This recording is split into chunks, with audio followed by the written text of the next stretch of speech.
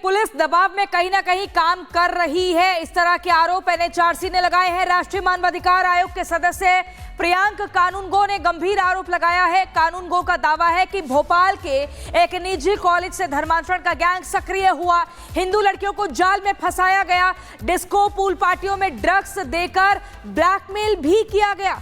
सुनिए आप। अभी क्राइम ब्रांच ने 2 आरोपी पकड़े हैं, आप उस पर क्वेश्चन मार्क लगा रहे हैं, क्या आपके पास एविडेंस है, क्या आप कहना चाहते हैं? हमारे क्वेश्चन मार्क को एलोबरेट जब किया गया तब ये 2 आरोपी पकड़े गए। हमने क्वेश्चन मार्क लगाया था, हमारी प्राइमरी फाइंडिंग्स जो हमारी जांच में आई थी, हमारी प्राइमरी फाइंडिंग्स के आधार पर हमने कहा था कि भाई शिकायतकर्ता और दूसरे लोग बार बार शारिक मछली नाम के एक व्यक्ति का नाम लेते हैं, तो जांच करिए इनके संबंधों की। अब जो परसों जो लड़का पकड़ाया है जिसका नाम यासीन है, वो शारिक का भतीजा है। अब इस पूरे मामले में देखने वाली बात यह है कि कल परसों में जो 2 रातों में ये लोग जो 2 लड़के पकड़े गए हैं, उनके मोबाइल फोन्स में भी लड़कियों के अश्लील वीडियो मिले हैं, पोर्नोग्राफिक कंटेंट मिला है, जो उनको ड्रग करके, उनका रेप करके, उनके मल्टीपल रेप्स करके बनाया गया है। लड़कियों को ड्रग देना, उनको रेप करना, उनके वीडियो बनाना, ब्लैकमेल करके इस्लाम में धर्मांतरण के लिए प्रेशराइज करना, उनको सेक्स स्लेव बनाना, ये भोपाल के खतरनाक क्राइम का मॉडस ऑपरेंडाई है जो इस पूरे विषय में निकल के आया है। इसलिए आवश्यक हो जाता है इसकी जड़ तक जाएं, इसकी तह तक जाएं। और मेरे पास जो सूचनाएं आ रही हैं उसके अनुसार कुछ पुलिस वाले ऐसे हैं जिनकी इन आरोपियों के परिवारजनों से दोस्तियां हैं, तो ऐसे पुलिस वालों का इस पूरी की पूरी जांच से दूर रहना बेहद आवश्यक हो जाता है। उस बारे में हम निर्देश जारी कर रहे हैं। ऐसे 20 आपत्तिजनक वीडियो मिले हैं लड़कियों के इन दोनों आरोपियों के पास से। डेफिनेटली हम तो शुरू से ये बात कह रहे हैं कि और विक्टिम सामने आएंगी, पुलिस को प्रयास करने होंगे, और आरोपी पकड़े जाएंगे, पुलिस को प्रयास करने होंगे। यदि क्लब 90 में से फोरेंसिक एविडेंस कलेक्ट कर लिए होते तो ये 2 महीने पहले पकड़ा गए होते। अच्छा, ये जो 2 आरोपी हैं, क्या ये इनका मॉडस ऑपरेंडी क्या होता था? लड़कियों को पहले ड्रग्स की लत लगाना, उसके बाद उन्हें ब्लैकमेल करना, शोषण करना और धर्मांतरण कराना, आप ये कहना चाह रहे हैं? अभी जो पब्लिक सोर्सेज से पता चल रहा है वो ये है कि एक तरफ रैगिंग का डर दिखा के खास तौर पे लड़कियों को प्रेशराइज करना, रैगिंग का डर दिखा के उनके प्रोटेक्टर बन के आना, फिर उनसे दोस्ती करके उनको पार्टियों में लेके जाना। ये जो यासीन तरीके के लोग हैं, ये भोपाल में यंगस्टर्स में पार्टियां कराने के मामले में बहुत ही कुख्यात प्रकार का लड़का था। और उन पार्टियों में लड़कियों को ड्रग देना, ड्रग दे के लत डालना, उसके बाद रेप करना, रेप करने के बाद वीडियोग्राफ करना, वीडियोग्राफ करने के बाद उनको ब्लैकमेल करना, ब्लैकमेल करने के बाद मल्टीपल रेप्स करना, और फिर इस्लाम में धर्मांतरित करके सेक्स स्लेव बनाने की ओर ले जाना। ये इनका मॉडस ऑपरेंडाई प्राइमरीली जो है हमको दिख रहा है। तो मध्य प्रदेश में ड्रग्स, जिहाद और धर्मांतरण को लेकर सियासत भी शुरू हो गई है। बीजेपी कह रही है कि आरोपियों के खिलाफ कार्रवाई हो रही है, वहीं कांग्रेस का आरोप है कि आरोपियों को सत्ता का संरक्षण प्राप्त है। सुनिए। नशा और अवैध जो तस्करी, नशे का काम कारोबार कर रहे हैं, इनके खिलाफ सख्त कार्रवाई हो, इस दिशा में हमारी सरकार कठोर से कठोर कार्रवाई लगातार कर रही है। चाहे कितना भी बड़ा अपराधी हो, चाहे किसी के साथ भी वो अपराधी दिखता हो, कार्रवाई कठोर होगी और उसको ऐसा दंड दिया जाएगा कि भविष्य में नस्लची और नशा का कारोबार करने वाले पैदा भी नहीं।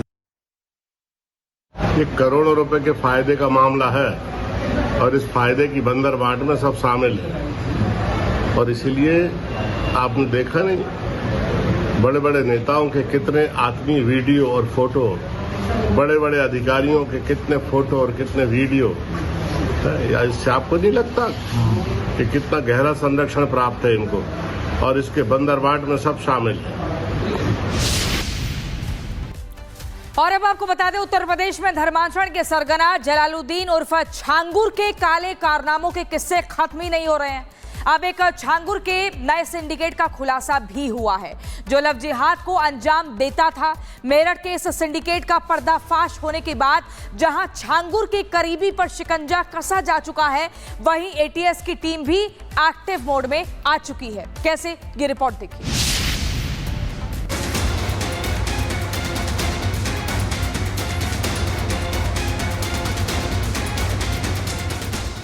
यूपी में धर्मांतरण का छांगुर के एक और खतरनाक मॉडल का खुलासा हुआ है। उसने एक लव जिहाद ब्रिगेड तैयार की थी। इसमें चॉकलेटी चेहरे वाले मुस्लिम युवकों को शामिल किया गया था।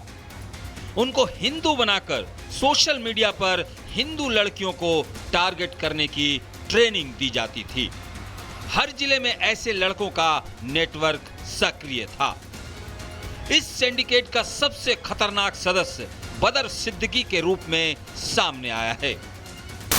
छांगुर का सीक्रेट सिंडिकेट, लव जिहाद की ट्रेड फौज, टारगेट पर हिंदू लड़कियां।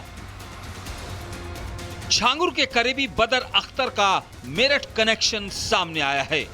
बताया जा रहा है कि उत्तर प्रदेश के मेरठ की रहने वाली एक लड़की 2019 में इसका शिकार बनी।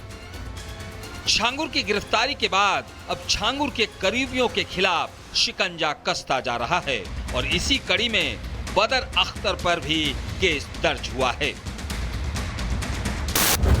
जानकारी के मुताबिक छांगुर के करीबी बदर सिद्दीकी पर मेरठ में केस दर्ज हुआ है। 2019 में मुकदमा दर्ज कराने के लिए पीड़ित भाई थाने में लगातार चक्कर लगा रहा था। बदर के साथ पिता अख्तर के खिलाफ भी हिंदू लड़कियों के धर्म परिवर्तन कराने का केस दर्ज हुआ है। सालों से फरार चल रहे बदर की तलाश में पुलिस जुटी है। केस दर्ज होने के बाद पिता की गिरफ्तारी की तैयारी में पुलिस है। लव जिहाद में फंसी लापता आशा नेगी के भाई की शिकायत पर केस दर्ज हुआ है।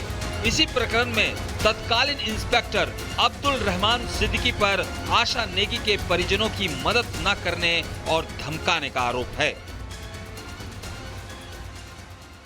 पुलिस सूत्रों के मुताबिक मेरठ का रहने वाला बदर सिद्दीकी सोशल मीडिया पर कई लड़कियों को शिकार बना चुका है। आशंका है कि दर्जन भर से ज्यादा लड़कियां गायब हैं। उन्हें दुबई और मिडिल ईस्ट देशों में तस्करी के लिए भेजा जा चुका है। छांगुर के चंगुल से निकली एक पीड़िता ने बताया कि किस तरह लड़कियों को पहले प्यार में फंसाया जाता था, फिर उनसे धर्म परिवर्तन कराया जाता और बाद में बेच दिया जाता। पीड़िता की आप बीती ने एटीएस के सामने नए दरवाजे खोल दिए हैं और अब छांगुर और उसके करीबियों का बचना नामुमकिन है। Bureau report, Republic Bharat. Bhopal में ड्रग्स जिहाद और धर्मांतरण रैकेट पर बड़ा खुलासा हुआ है। भोपाल में एक गैंग सक्रिय है जो निजी कॉलेज की लड़कियों को फंसाता है, लालच देकर पब डिस्को ले जाता है और ड्रग्स देकर अश्लील वीडियो बनाता है, फिर धर्मांतरण के लिए दबाव भी बनाता है। और इस पूरे रैकेट का खुलासा कुछ आरोपियों की गिरफ्तारी के बाद हुआ है।